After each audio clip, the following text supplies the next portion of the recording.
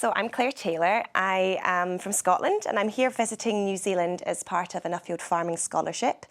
And I'm currently travelling all around the world, and that's what's brought me to New Zealand. And I'm trying to understand how the farming narrative is changing. And a lot of that has come from my work as a journalist and for many years trying to understand the growing scrutiny being placed on farmers. When I joined The Scottish Farmer, it was a year after we had Brexit. I joined this paper because I wanted to cover the impact for farmers, what was going to be happening. So I really spent 5 years covering Brexit and changes around trade and labour movements. And within that, I mean, I covered everything from mental health was a big thing that I looked at. I started a campaign when we were there called Mind Your Health. So I talked to farmers about trying to destigmatise conversations around mental health. So that was a big passion of mine. But really everything from, you know, new policies that were coming in and just general news stories that were happening in Scotland and wider UK as well. And how are farmers coping after Brexit? Brexit's been very difficult for farming. So in Scotland, most farmers didn't vote for Brexit, but if other parts of the country, if you move down to England, there was a lot more farmers that were voting for Brexit. And the reason for that is we were very much sold as farmers this idea that as we move away from the EU, the policy that farmers are receiving funds from, so the Common Agricultural Policy, at that point it was very outdated. It was stagnating development, innovation in farming. You were being paid for how much land you own. So a lot of farmers really wanted to move away and develop a policy that was bespoke to their country. And in Scotland, England, Northern Ireland and Wales, it's devolved policy. So it was a real opportunity to actually think, well, can we create a policy that can really favour our own conditions? So farming did think, as a lot of farmers thought this could be a good opportunity. However, you know, now we're here in 2023, we're not really far down the track. We haven't created a policy in post-Brexit. Farmers have had huge uncertainty and it's been coupled by lots of challenges post-COVID and obviously the war in Ukraine, supply challenges. So really it's been the uncertainty of not knowing the next policy has been a real problem for farming because we were promised that we'd have a continuation of funding for so many years, but we don't know what will happen in 2-3 years and it's causing huge distress currently. With free trade agreements negotiated with Australia and New Zealand, how is that affecting farmers? So it's an interesting one, and this is actually part of the reason why I'm here in New Zealand.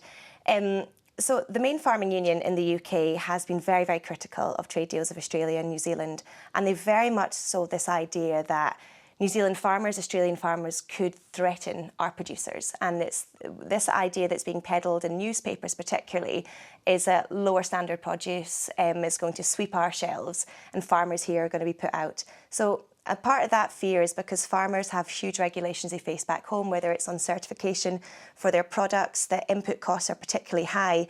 And I think farmers in the UK often think that we're the only ones facing high input costs and nobody else around the world has labour challenges or high input costs. So there is a fear that, you know, we're going to have higher volumes of products coming in when farmers here are struggling. But this, again, is also because supermarkets hold so much power in the UK and farmers get very little at the farm gate. So they are really nervous about any sort of change coming in that could undermine them. And it's being fuelled by the papers and by the union as well. And there has been a certain amount of pushback against places like New Zealand saying, as you said, lower standard food coming in. What are they saying about New Zealand produce? So it's a really interesting question because I don't think a lot of farmers who actually know about the standards or the qualities of what's produced in New Zealand. And those that have been to New Zealand, because it's very popular in Scotland that a lot of farmers have actually spent 6 months to a year in New Zealand and they're huge advocates of what's happening. But it's often, we're very much sold this idea, and I know this isn't specific to New Zealand, that other farms around the world aren't as strict when it comes to certain practices in abattoirs, when it comes to hormone beef, that sort of thing. So, and people tend to sort of blanket brush everybody into one box. So New Zealand farmers aren't distinguished from Australian farmers, from American farmers at times as well. So I just think there's this, where does it come from? I think it's quite irrational, so it's hard for me to really understand it. But a lot of it is it sells headlines in the papers to really say that there's going to be poor produce coming in, and that's really just been perpetuated, and that cycle has been constant. And I suppose this is where your study comes in, where you talk about the narratives that farmers are putting out there, the stories that they're telling about themselves. Yeah. What are you actually finding out as you go around the country, around New Zealand? Are farmers here telling a good story about themselves? Are they able to get their message across? Well, so I will be honest and say I've only been here a few days, so I couldn't really answer for the last few days, but I have been in New Zealand before. And when I was last here, I felt there was a huge emphasis on storytelling. And even that went through not just from the farmers that I'd spoken to or seen on social media who'd been particularly active in sharing their messages, but even through to the branding on packages in supermarkets. And that's something I really love, is to understand how are you selling your story to the end consumer, because that's really what matters. And I've noticed it even, in the last couple of days, going around and seeing some of the beautiful packaging and, the images that you have of the grass-fed cattle and beautiful rolling pastures. I mean, these sort of scenes and images of New Zealand, they're everywhere. People are really sort of supporting that. So it's been wonderful to see that. I'm good. That's what I want to find out while I'm here, is how are farmers storytelling? Are they engaging with people like yourself? Are they speaking to the media? Are they sharing their story? Are they going direct to consumers in terms of selling, and whether it's direct meat boxes, that sort of thing? Are they engaging with their local government, with the national government, in terms of whether it's protest potentially because they're unhappy with what's happening in farming, or are they just holding meetings, going to conferences? I want to understand how they're engaging, and a lot of that is through storytelling. And how do you think this study, when you've completed it, will help farmers? So this is the really important thing of what I'm trying to do, and it is a journey, it's changing.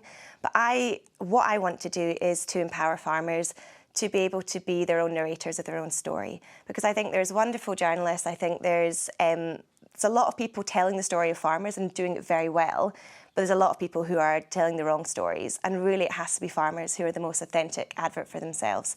So I would love to bring examples from here in New Zealand. I've been to Zimbabwe, I've been to South America, I've been to Japan. I want to bring examples of where farmers are really being able to control the narrative, so nobody else is writing it for them, but they're doing it.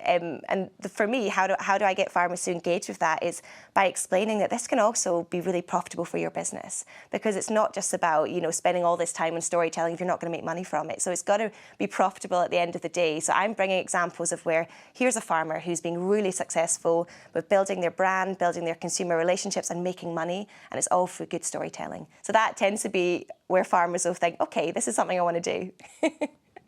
Nuffield scholar and farming journalist Claire Taylor. The Nuffield Farming Scholarships Trust is a charity which sends people overseas to learn from others and to help share ideas for the benefit of agriculture.